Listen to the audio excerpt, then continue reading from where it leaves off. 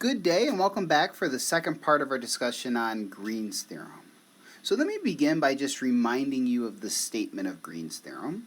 And typically I will just write down the formula and then remind you of the hypotheses. For the line integral of the form p dx plus q dy, this will be the double integral over the region D bounded by the curve C of dq dx minus dp dy.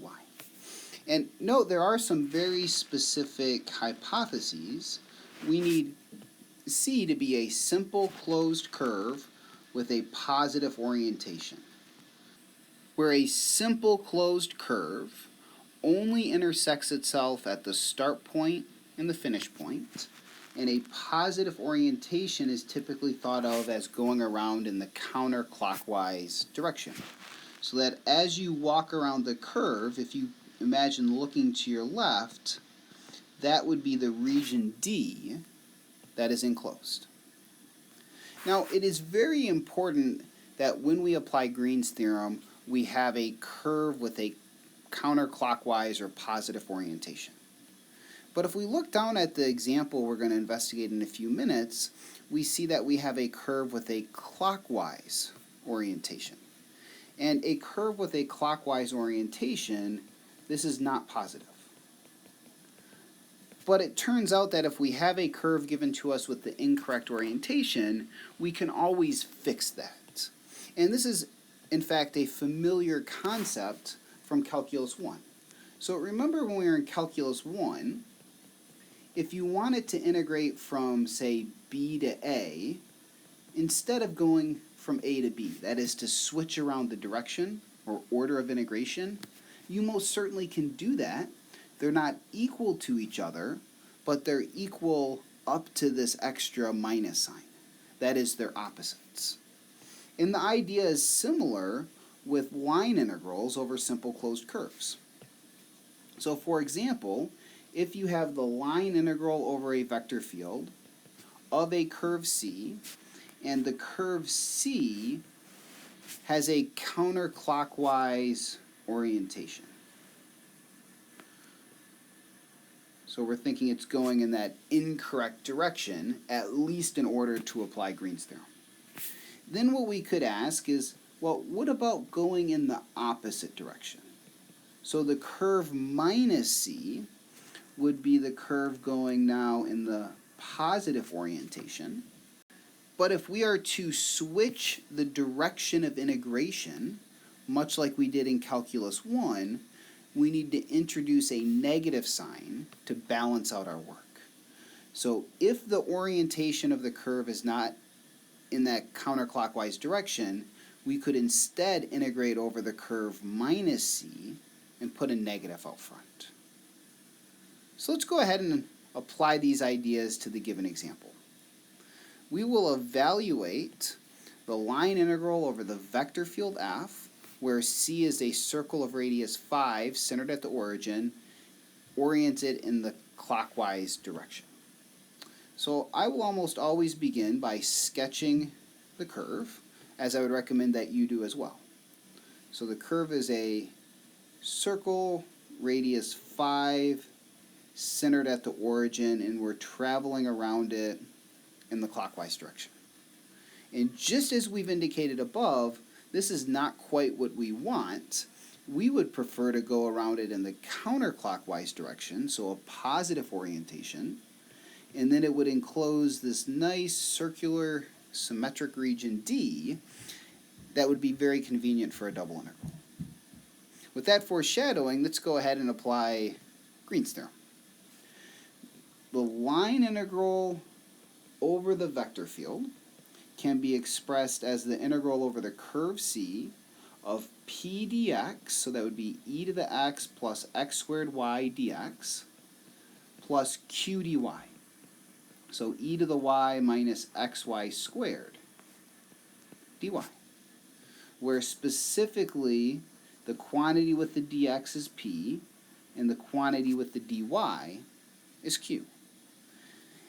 And before applying Green's theorem, I'm going to rewrite this because we want to be as clear as possible about having the hypothesis satisfied. So this would be minus the integral over minus c. and we're simply using this property from above. And we're integrating the same functions.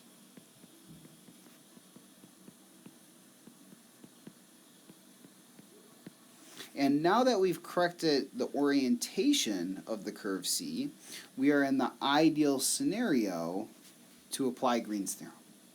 So we always indicate that we have applied Green's theorem. The negative's going to hang around out front. We're going to have the double integral over the region D, and what we'll integrate is dq dx minus dp dy. So note qx minus py. So dq dx would be the partial with respect to x of e to the y minus xy squared minus the partial of p with respect to y. And when we calculate these partials, the first partial with respect to x is minus y squared, and the second partial with respect to y is a minus x squared, the minus coming from in front of the partial. And note this works out extremely conveniently. The minus out front can turn the integrand into y squared plus x squared. And as we are integrating over this nice circular symmetric region, we would prefer to use polar coordinates. And in terms of polar coordinates, the r values are going from 0 to 5. The theta values are going from 0 to 2 pi. And this would become the double integral over the region D in polar coordinates. And what we are integrating is x squared plus y squared. And when x squared plus y squared goes to polar coordinates, it's simply an r squared. R dr d theta, r from 0 to 5, theta from 0 to 2 pi. So once again, upon the application of Green's theorem, a fairly time-consuming and very tedious-looking line integral has been turned into an extremely convenient double integral. Once again, this is even the ideal scenario. We can break this up into two single integrals being multiplied by each other. And when you evaluate this, you would get 2 pi times 5 to the 4th over 4, which completes our example. And what I would like to note at this point is we've worked through two examples of Green's theorem and seen these scenarios where it worked out extremely nicely. But something I haven't done is given you any intuition as to maybe why we would expect or why you would even believe me that Green's theorem is true. And in general, the proof can be quite involved, but there is an ideal scenario where I can at least give you some intuition as to why we would expect this to be true. And that is in the case of having a conservative vector field. So we'll spend just a quick moment or two thinking about Green's theorem as applied to a conservative vector field and what we might already know about that scenario from the fundamental theorem of line integrals. So let me just remind you, if a vector field with two entries, so P and Q, is conservative, then there is a relationship we know that must exist between some partials. P sub y is equal to Q sub x. So let's keep that in mind. And what we'd like to do to relate this back to Green's theorem is think about integrating over a simple closed curve with a positive orientation. If I'm telling you the vector field is conservative, we can apply the fundamental theorem of line integrals. And if we apply the fundamental theorem of line integrals to evaluate a line integral over a conservative vector field, we know that what we get back is the potential function evaluated at the finish point minus the potential function evaluated at the starting point. But note, if the finish point and the starting point are the same, That is, the R of A equals the R of B in the statement of the fundamental theorem of line integrals. What we would get back is 0. And this is true for any closed curve, because you start and you end at the same point. So in the case of evaluating this line integral over a conservative vector field, we should also get the same thing by Green's theorem.